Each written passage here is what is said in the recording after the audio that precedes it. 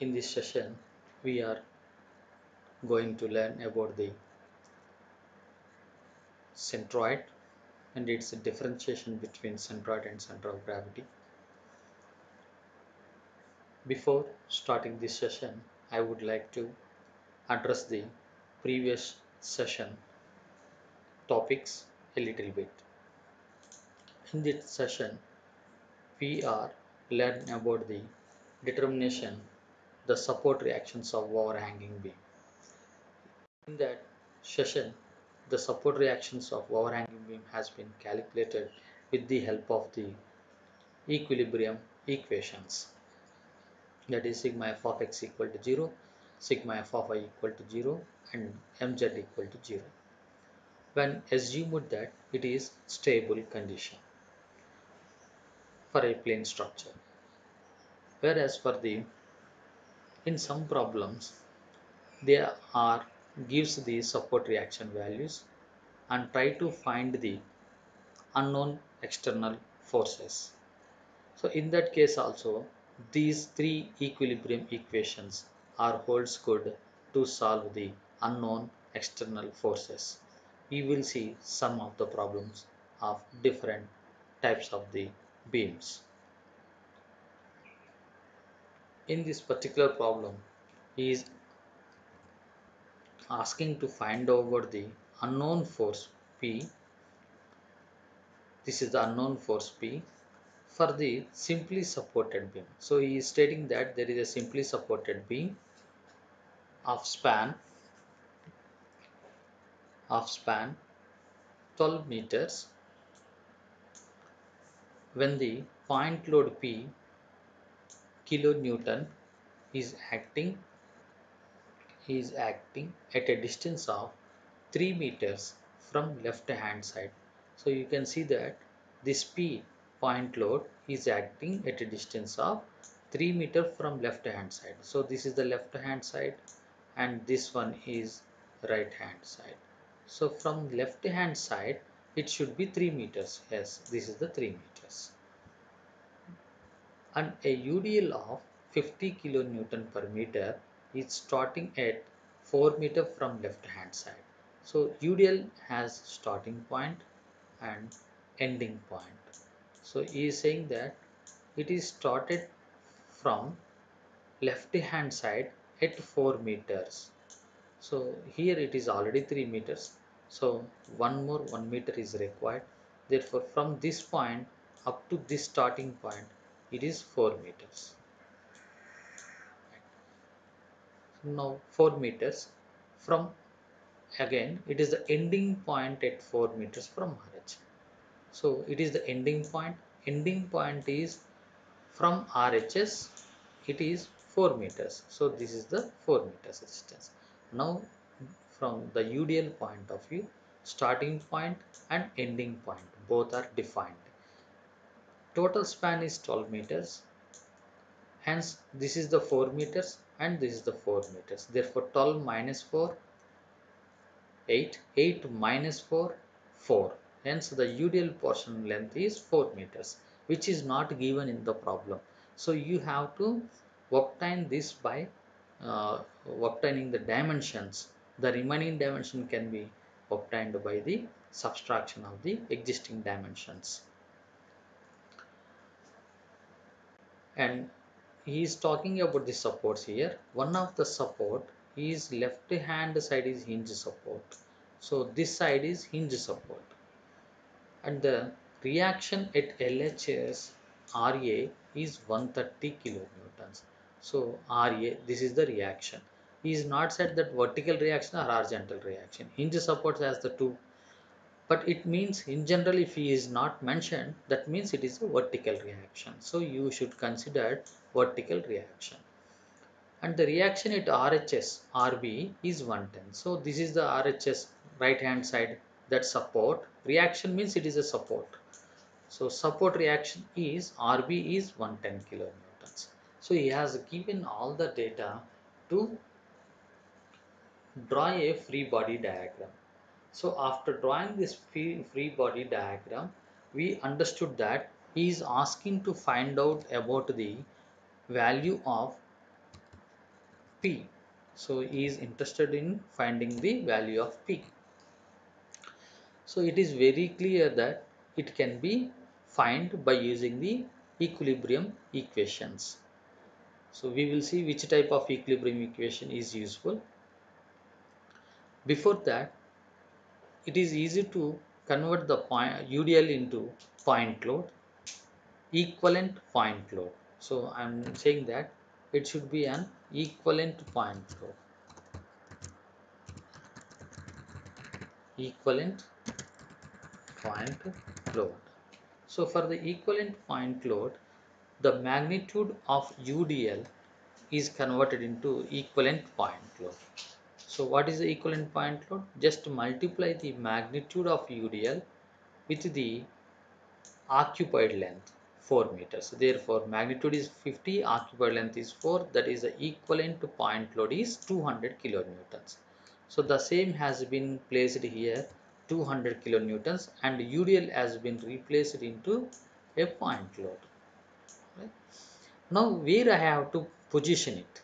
For the position of the equivalent point load, you should be supposed to do half of the occupied length. That means midway of the occupied length. What is the occupied length of the UDL? 4 meters. From the figure it is 4 meters. Therefore 4 by 2. Hence it is 2 meters. So from the starting point, this is the starting point. So from the starting point, the position of the equivalent point load will be 2 meters. So from the starting point it will be 2 meters. Either you can take from the end point also because it is the midway, hence from this point of view also it is the 2 meters. So this is the way you have to position the point load, that is equivalent point load. So after showing this diagram, now you can apply the equilibrium conditions.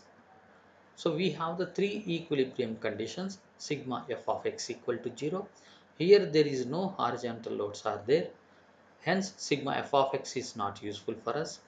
The second equation, sigma fy equal to 0. In this entire free body diagram, we have all the vertical loads. Hence sigma f of y is going to help you. And the third equation, sigma mz equal to 0. This is required when two unknowns are there. Here it is only one unknown. Hence sigma f of y is enough for us to solve the unknown. Hence sigma mz is also not going to be used for us. Therefore, we are employing to solve this P force as with the help of sigma f of y equal to 0. So sigma f of y equal to 0, RVA plus RVB minus 200 minus P is equal to 40. Therefore, 130 plus 110. 130 is the your RVA and 110 is RVB. Those are the support reactions which are applied in upward direction. Hence, both are positive, and 200 is acting downward side, which is a negative, and P is also acting downward, which is a negative. Substitute all the values and P should be taken on one side and remaining calculations on the other side. By simplifying this, you are getting the P value as 40 kilonewton. So this is the way you can solve the unknown forces with the help of the known support reactions.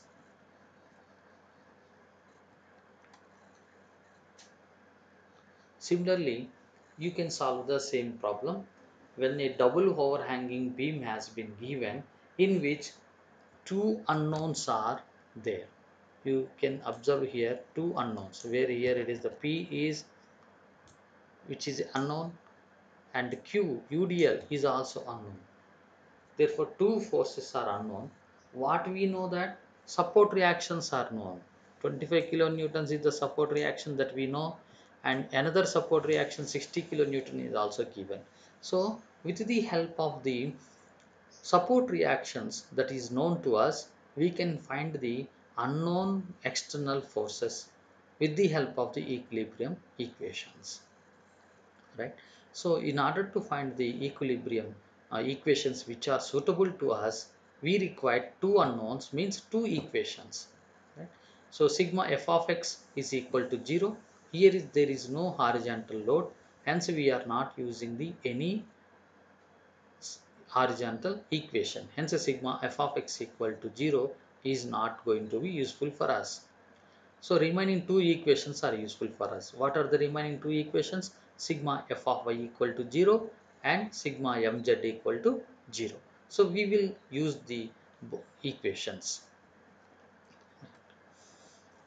So for this we have to understood which is the overhanging portion and what type of reactions it is giving. So simply apply. Please note that in this problem we are keeping UDL as UDL only because we don't know the Q value. So conversion is makes cumbersome in the solutions. Hence we are keeping UDL as UDL only. That means method 1. So in this method 1 we keep the UDL magnitude simply as UDL only. Right.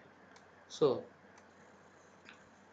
sigma f of I equal to 0 apply, then RB is in the upward direction, hence it is positive. RB is positive and RC is also in the upward direction, hence it is also positive. Whereas the P is in the downward direction, hence negative, and Q is in the downward direction, negative. Q is a UDL, hence to make this equation into kilonewtons, this entire equation is in kilonewtons. You see that 25 RB and RC is in kilonewtons and P is also in kilonewtons. Therefore, Q should also be converted into kilonewtons. In order to convert the UDL into point load or in kilonewtons, we should multiply its magnitude with the occupied length. What is the UDL-Q occupied length in the figure? It is 4 meters. Therefore, Q is occupied from this point to this point, that is totally 4 meters. So, for the same, we have to multiply Q with the 4. Hence, by adding and equate the other sides positive versus negative, then we get the equation P plus 4Q is equal to 85. So keeping this equation on one side, and we are the two unknowns, hence we have to require the second equation, that is sigma mz equal to 0. So apply sigma mz equal to 0. Take the moments about any support, any one support. So there are B and C are the two supports are available. So for the sake of simple calculations, we are taking about the C, and C, therefore MC should be equal to 0. Therefore 25, here it is the B is going to take the moment like this, 25 into 7. So it is a clockwise moment. You observe that it is going upward and taking turn towards this, hence it is clockwise direction. Clockwise is positive, and whereas the P, it is going to downward to reach up to the C, it is anti-clockwise direction. Anti-clockwise direction is a negative. Anti-clockwise is a negative, hence that it is a negative. Therefore P into 10, P into 10, 10 is due to 7 plus 3, 10, right? And from the Q, it is downward only, but it is taking clockwise direction to reach the C. Therefore, it is a positive. So these signs are most important while you while you placing the equation with values. Right? So Q into 4, because it has to be converted. This entire equation should be momentum units. What are the momentum units? Kilonewton meter. So I required this equation. So for this, Q is in kilonewton per meter. In order to convert it into the kilonewton, I require to multiply with the occupied length. Therefore, Q into 4, now it becomes a kilonewton, and after conversion it will stand at the midway Hence the distance is from this point to this point 4 by 2, therefore 2 meters. This is the 4 by 2. So then it gives the momentum, force into distance. Therefore Q into 4 is the force, up to this point it is the force, and this is the distance. Therefore 4 in force into distance, or you can say D. Therefore force into distance will be your momentum. Momentum unit is kilonewton meter. So that's why you need to calculate all these things.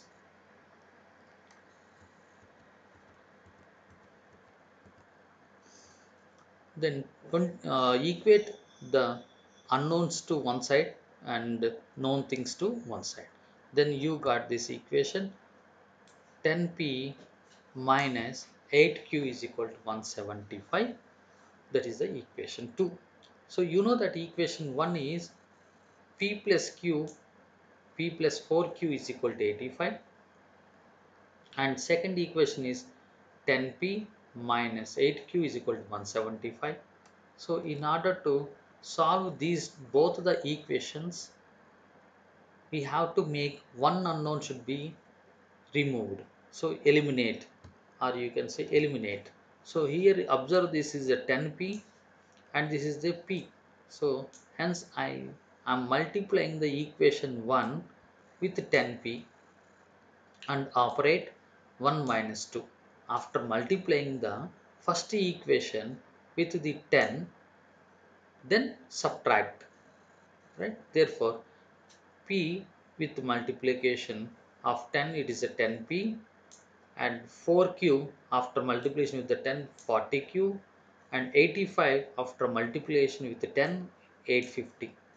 Then 1 minus 2, equation 1 minus 2, then minus, then 10p minus 10p, so it will both together cancel, hence 0 will come here. And 40q minus 8q, then when you are subtracting, its symbol will changes to the plus, therefore 48q. Then 850 minus 175, 675. Then use this one to solve for the q. So this is the q. 48q is equal to 675. That is what you obtained in this equation. 48q is equal to 675. So use the same. 48q is equal to 675. Therefore q is equal to 675 by 48. Then you got, it is a q value 14.06 kilonewton meter. After obtaining the q value, you can substitute this value in equation 1 or 2 to get the R value. So there are two equations are available. Either you can substitute the Q value here to get the P, or you can substitute the Q value here to get the P. There is no problem. In any equation you can use, but simply first equation is very simple looking like, hence we are using the equation 1. So equation 1, substitute the Q value as 14.06. 14.06 is in kilonewton meter, right? It is a UDL. So units are most important while you are writing. Is equal to 80. Use those units.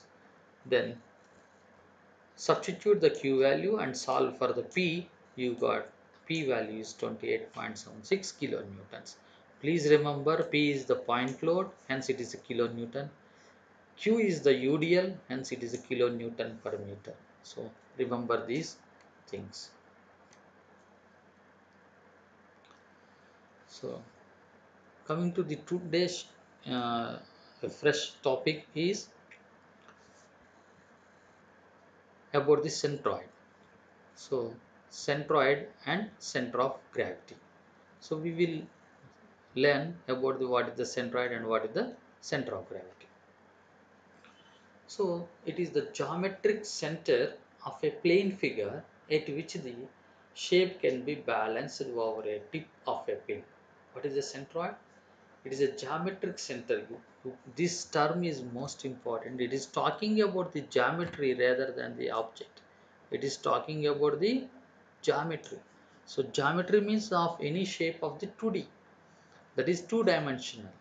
Either it may be a triangle, either it may be a circle, either it may be any rectangle like that, those are 2D figures, plane figures. So it is talking about the plane figure. It is a point, and it is also saying that it is a center. Center means it is a point. A centroid is a geometric center of a plane figure at which the shape can be balanced. So how it is going to be balanced? You see in this figure. So in this figure, it is very clear that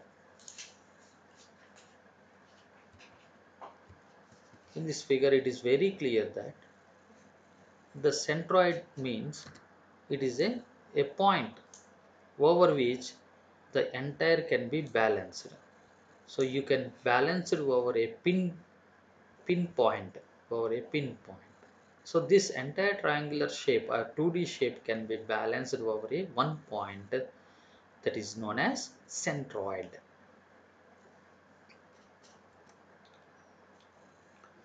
It can also be defined as the mean position of all the points in a plane figure in all the coordinate directions. What are the coordinate directions available for the plane figure? X and Y.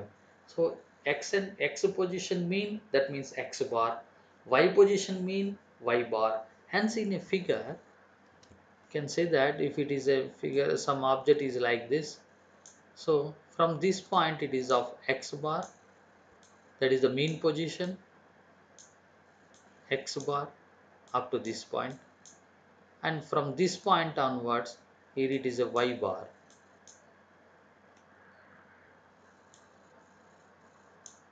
It is a Y bar. So this is the point, from I can take this is the point, and due to Y bar this is the point, and so this point is a centroid. So this is what he is saying, that is the mean position, means bar, mean position of all the points in the plane figure of the coordinate directions. Hence x is the one of the coordinate direction, hence its mean position is X bar. Locate that mean position of the X coordinate and locate the mean position of the Y coordinate, that is Y bar. Then the combined point is will be known as centroid. Okay. The third point what is saying, that either you can define in this way also, a point at which no torque is present and equilibrium state is maintained. That means about that point, if any torque or momentum is coming, then it is not the centroid. At the centroid, there should be a zero moment, and the point, that object should be in equilibrium state. It should be stable. It should not any movement in that point. If I hold at this point, it should be at the same point. If I hold on this point, it is stable. Let us say if I hold on it here, what happens to the object? It will tilt. Now the triangle will become like this. It will tilt. So tilt should not become. So hence what it is saying, that it should be it should be no torque or no movement if I hold at the centroid.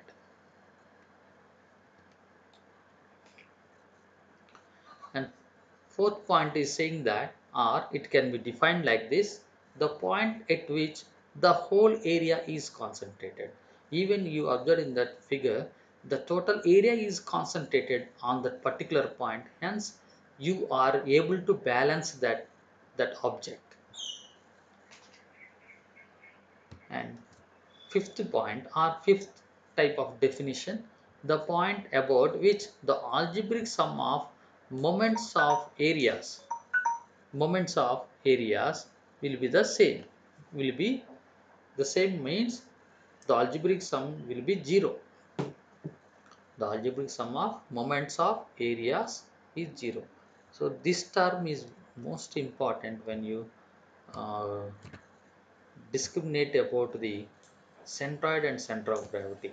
So centroid talks about the areas, right? So algebraic sum of moments of areas should be 0. So you can see here what is the area of a figure. So you can see that this is the area, this is the area, and here also area, this is also area, this is also area. If I take the moments about moments of all the areas towards this point, the sum of algebraic sum of the moments of all these areas will be 0 about this point. So hence the centroid is talks about the algebraic sum of the moments about that point is 0.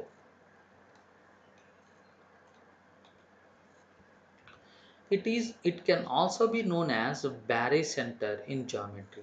So it is a typical word is used in astronomy.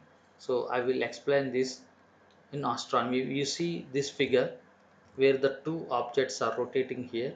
You can see this is the bigger circle is here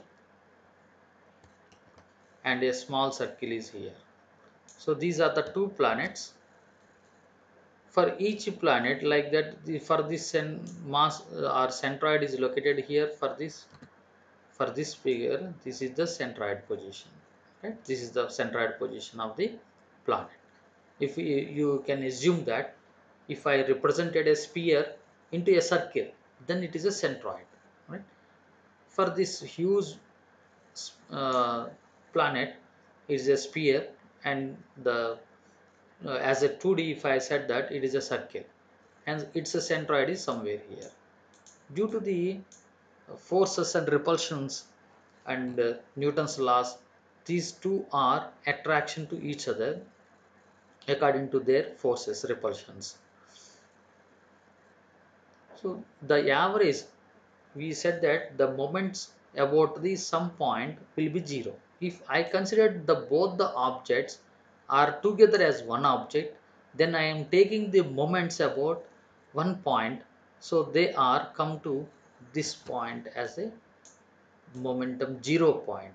So this point is nothing but here what the mark has been mentioned here. So this is the resultant point of the centroid of the both the figures, not the individual. Now it is a combined resultant of the centroid. Right?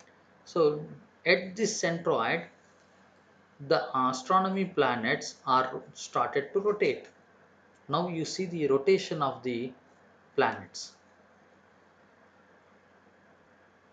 It is not at the center they are not rotating. They are rotating about the combined centroid.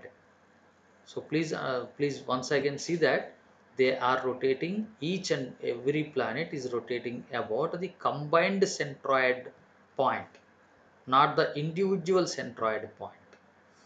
So this center is known as barycenter.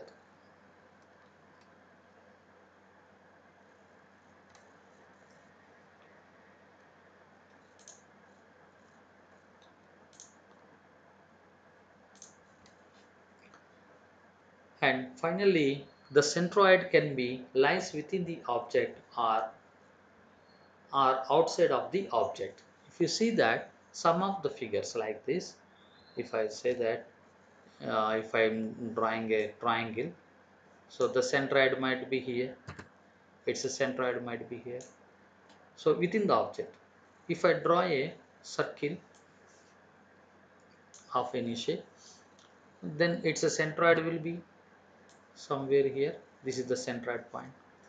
But if I draw these type of sections, those are hollow sections. If I am drawing like these sections, now its centroid is outside of the object. Its centroid will be the outside of the object. That means here it is the centroid. It will be like lies here, right? So the centroid can be within the object. The centroid can be within the object, or the centroid can be outside of the object. So it is the possibility of the centroid can be lies within the object or it can be lies outside of the object. So what are the properties of a centroid? The centroid always lies on axis of symmetry. So before addressing this one, we will see that what is axis of symmetry. So it is assumed that the axis of symmetry is assumed division line. It is a division line within the object. So that axis lies within the object about which the both the portions of object matches cent%. So if I had some object like this, if I have taken a division line, if I taken a division line somewhere, if I taken somewhere here, so this is the part 1 and this is the part 2.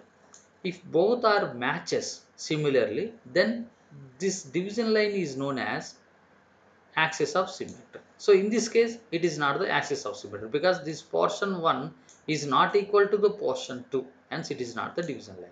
Now see the figures below. It is a rectangle, right? In this rectangle, so if I draw like this,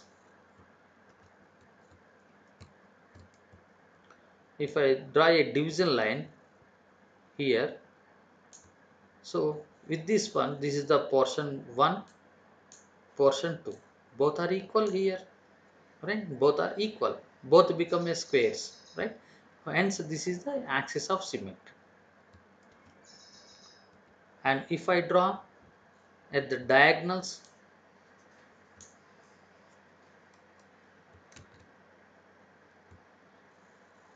if I draw at the diagonals, you see that if this is the diagonal, is it the symmetry? 1 and 2. Is it the symmetry? It is not the symmetry, right? So symmetry is should be both the portions are should be mirror image. They are should be the mirror image. Mirror image formation is required. So that is the definition of the axis of symmetry.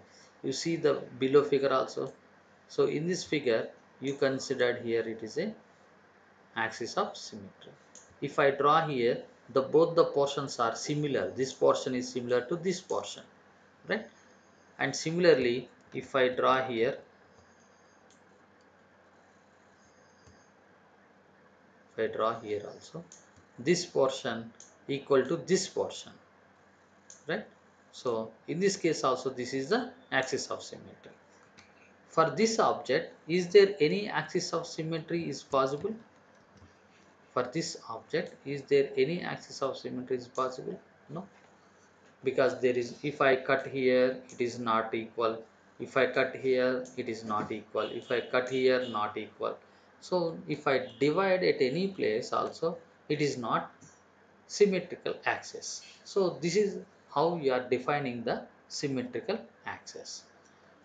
So hence it is a assumed division line within the object which both the portions of the object matches cent%, right? Or mirror images of each portion of equal two equal parts.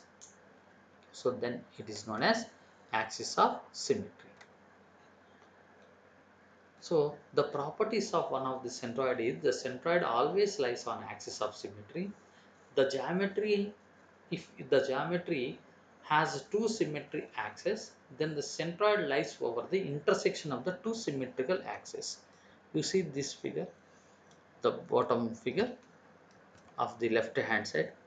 This is the one of the symmetrical axis, one of the symmetrical axis, and the second symmetrical axis is this one, right? Now both are intersecting at this point. Both are intersecting at this point. So this point is your centroid. So this point is your centroid. So that is you want to say that, right? Centroid lies in the intersection of all its hyperplanes. What it mean by hyperplane?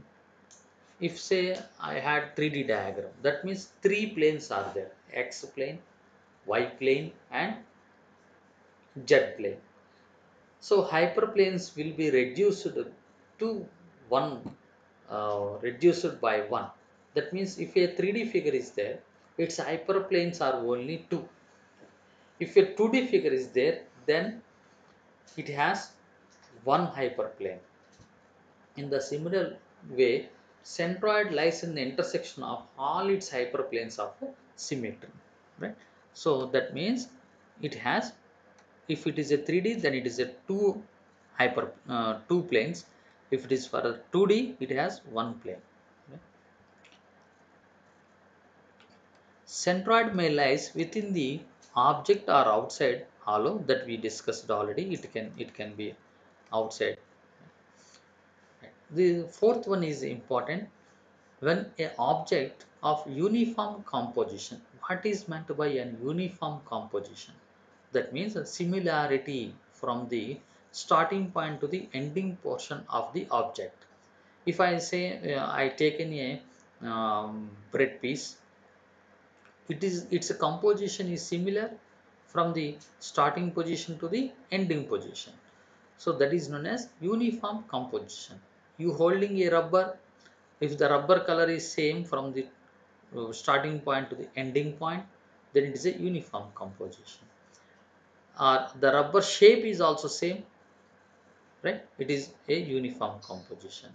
So uniform composition in the third direction, I am talking about the third direction. That means it now 2D becomes the 3D. A plane figure, a triangle or circle, if I added a third dimension, then what happens? For the circle, it will become a cylinder.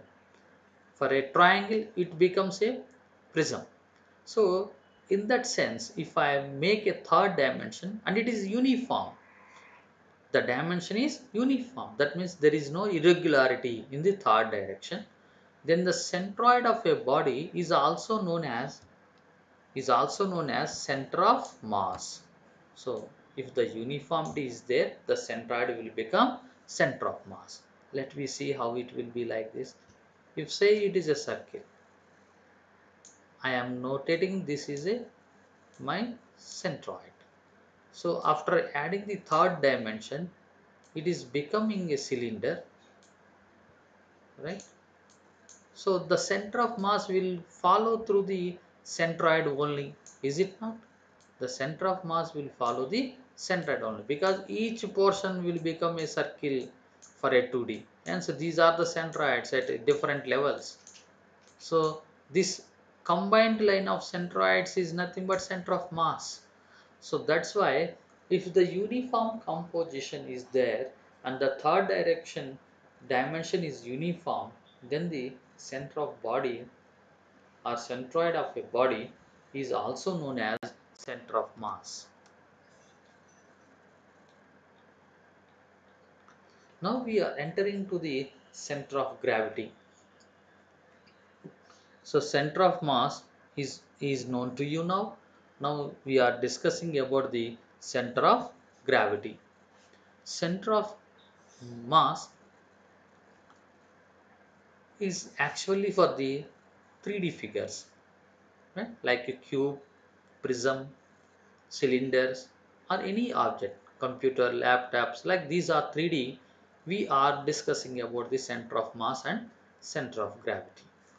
There is a basic difference between the center of mass and the center of gravity according to the gravitational fields. So center of mass, it is unique point about all the weighted relative position of the distributed mass sums to zero. We will understood this thing by this figure. So in this figure, what he is saying that let us assume that this is not the weight. Let us assume that this is not the weight. Let us assume this is the mass. Mass 1, mass 2. There is an object of irregular shape which having divisions of masses combined together. Let I am going to be find out its resultant of the weighted masses. The resultant masses are after I have obtained they are located, its their resultant is here. So this is the entire mass where it is occupied or concentrated. So this point is known as center of mass. So the total object has been divided into small element areas. So this is the one of the element area where this is the portion is element 1 area, and from this point to this point element 2 area, and this portion is element 3 area. Each element areas have been weighted, given some mass weightage, mass m2 m3 like that, and taking the moments about some point, so that total mass will gives as a concentrated mass about which there is no rotation is possible. So this type of calculation is required to obtain the center of mass. So it is a distributed mass sums to that point is 0. That means zero torque. There is no moment about that point. Hence it is a balancing point with respect of mass. It is pertaining to space objects. So the center of mass is a balancing point of the mass, entire mass of the object. Now we are entering to the center of gravity. The center of gravity was first introduced by the great ancient Greek engineer Archimedes Syracuse. He stated that a body's center of gravity is the point around which resultant torque due to gravity forces vanishes. So he is very particularly said that it is a point around which resultant torque due to gravity forces. So that is important. He is saying that gravity forces. Now in order to understood that what is the gravity force, that means gravity field is there, due to that only we are considering acceleration due to gravity 9.81 meter per second square. So this is actually reality, it is the same. It is varying as per your altitudes. At the surface it will be the most 9.81 meter per second square. When it is goes to higher heights, the acceleration due to gravity diminishes and we are going towards the core of the center of the earth, it might be some other value. So we are taking that 9.81 meter per second square for the entire planet, which is not the same as the reality. So this depends upon the how the its mass concentration or weight concentration in the core of the planet. So that concentration we are termed it as a field. So we are calling it as a field, and if the field is, if it is a uniform, then the center of mass and center of gravity coincides. If the both are uniform, the uniform gravitation field is exist, then the center of mass and center of gravity coincides. So now you come to the definition. Is saying that the point around which the resultant torque due to gravity forces vanishes. That means there is no torque due to gravitational forces. What are the gravitational forces? It is weight. When you are considered the mass along with acceleration, then it becomes the gravitational force. So that gravitational force is uniform because we are considering acceleration is 9.81 as a constant. So this gravitational field varies from point to point in a planet or in another planet. That's why your mass is same at all the planets, but your weight is different depending upon the planet's acceleration due to gravity. So in even in the one planet also the gravitational field may not be uniform. So in that case non-uniform gravitational field will also occurs. So for that case what will happen to the center of gravity? Now center of gravity in the non-uniform gravity field, it is not the same as the mass center. So it will differentiate. So see that the mass center is a fixed property of a given rigid body which is not going to change with respect to the gravitational field. But whereas the center of gravity may in addition depend upon its orientation. So if the mass center is not going to be changing with respect to the gravitational field, but the center of gravity is going to be changed with respect to the gravitational field and its orientation, right? So what is the orientation? You can see that in this figure, this is the orientation. What we are assuming that the total gravitational field is acting parallel to each other and they are downward. So we are assuming that the total parallel action of the gravity field, and which is a spherically symmetric, because our planet is spherical, and we are assuming that our gravitational field is parallel and spherically symmetric. So due to that assumption only, we are considering that acceleration due to gravity as a unique value 9.81 meters per second square. If that is not the case, then this will not be a parallel case and not the spherically symmetric. Then our gravitational field might be in different directions, different orientations it can be have. So due to that, we could not assess the accurate value. Hence we are assuming these assumptions to calculate the acceleration due to gravity.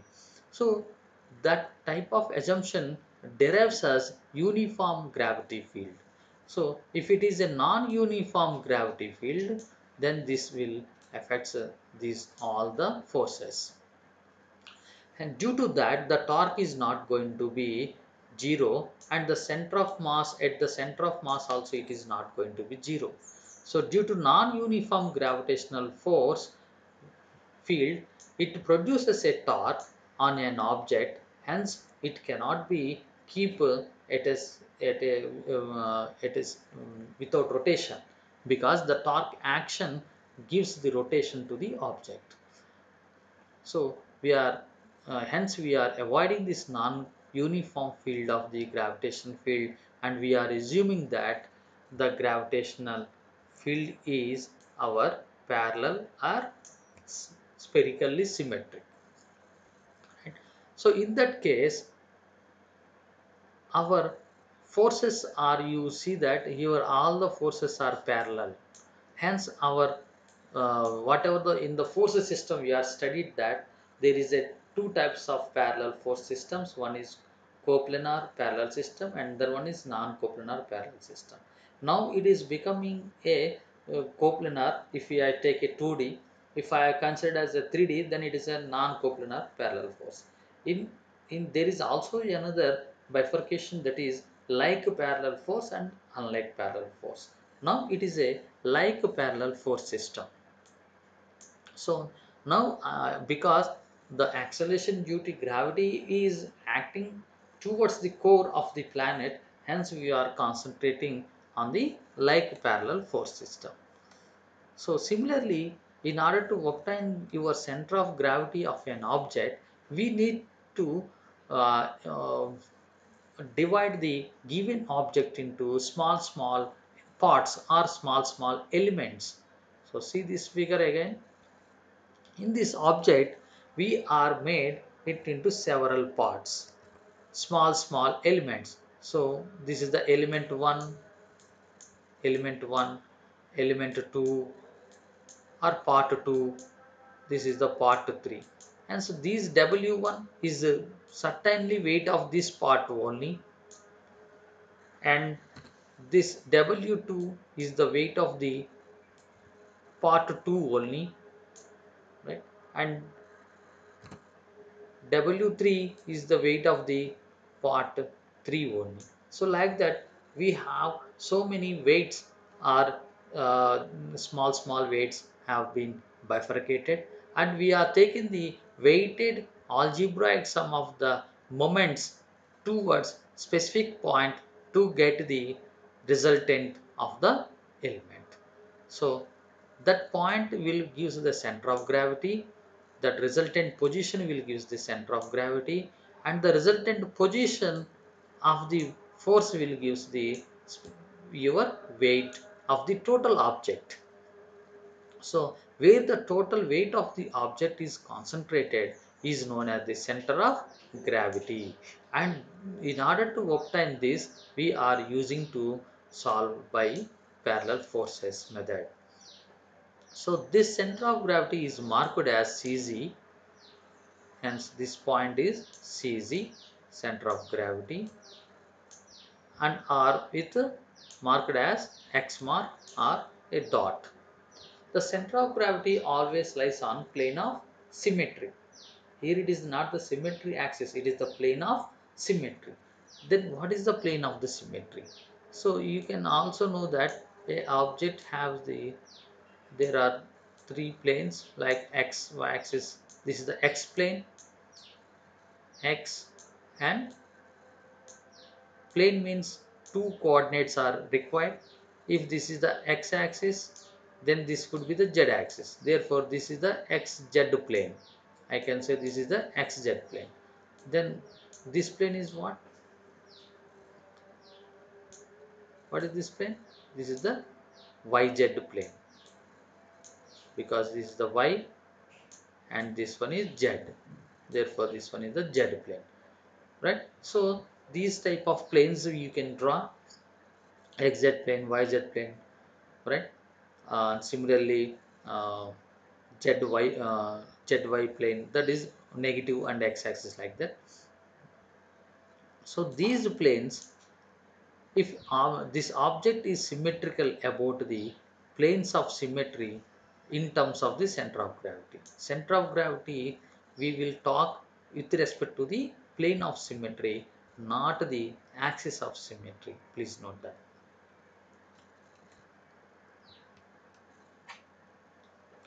So now the coming to the conclusion, what are the differences between the centroid and center of gravity? So if we term it under some specific conditions, the centroid, center of gravity, center of mass, all are one and the same under some specific conditions. Otherwise, they are different. So what are those specific conditions where the centroid and center of gravity, center of mass will become same, one and the same? So it is same for uniform field, uniform gravitational field. That is the one of the assumption. And second one is the third direction should be the uniform. The third direction is also be uniform. Then it is said to be that center of gravity, center of mass, and centroid all are same. That means for the prism, for the cylinders, like that, these all the one and of the same. Centroid is related to areas, hence it is generally a 2D objects. It is for the 2D object. Center of gravity is related to volumes and weights, hence it is related to 3D objects. Centroid can be located on symmetrical axis, and center of gravity is located about the plane of symmetry. So there is the major differences between the both. Centroid is located about the symmetrical axis. Center of gravity is located about the plane of symmetry.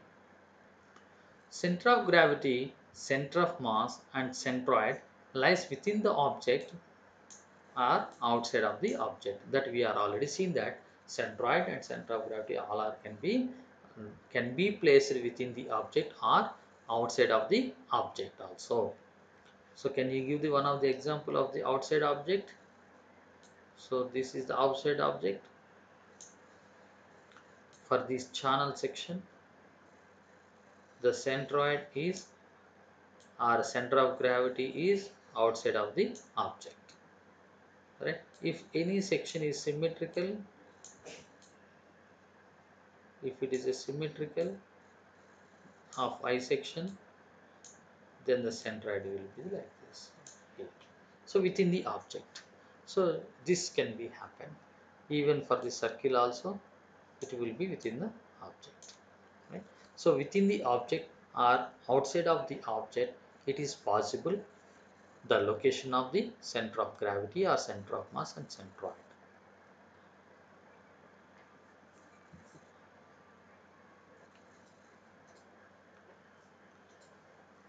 Please observe this figure. In this one is a 3D eagle has been balanced over a on a finger end point.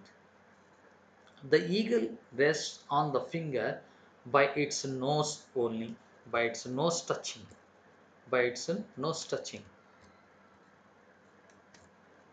So this is the touching point where the balance has been taken care.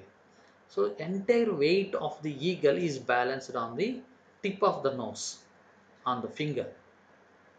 So how it is happened?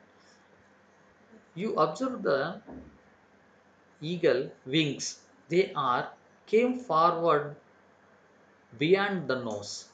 So the weights of wings are beyond the nose. So here it is the weight 1 of the wing is acting, and weight 2 of the wing is acting here. Whatever the body weight is here, it is acting. The total body weight is here, it is acting. And tail weight very lesser, it is will be W4 here. So now you take all the moments of find out the resultant of the summation. Here it will be the total W, where the nose is attaching, that position will come as a total W. So this is the centroid point, or you can say center of mass, or you can say center of gravity, where the entire mass or weight is located on the nose. So it is nothing but a simple parallel forces, and calculate all those resultant where it is acting. So you will obtain its position. Right? So this is the beauty of the eagle bird, which has been many shopkeepers will keep as a uh, appearance point of view. But it gives how the weights can be balanced. The idea will be improved if you also practice for the different shapes. You can also practice. So today, by summarizing, we are understood that when the unknown forces are given for the different types of the beams, but the support reactions are known to you, then you can solve those unknown forces with the help of equilibrium equations. Similarly, those can be solved using the equilibrium conditions of sigma f of x equal to 0, sigma f of y equal to 0, sigma mz equal to 0. Then the centroid and center of gravity we are discussed in detail. The centroid is generally meant for the a plane figures, or it is a geometry, and the center of gravity is meant for the volume based or 3D figures, or it can be used for the weights location. Centroid is the algebraic sum of the areas moments. About that point there will not be no torque, where the center of gravity is also saying that it is the algebraic sum of all the moments of the weighted moments. No torque will be produced at that point. Under the provided some conditions, that uniform third dimension and uniform gravitational field, the centroid and center of gravity and center of mass will become one of the same. Thank you.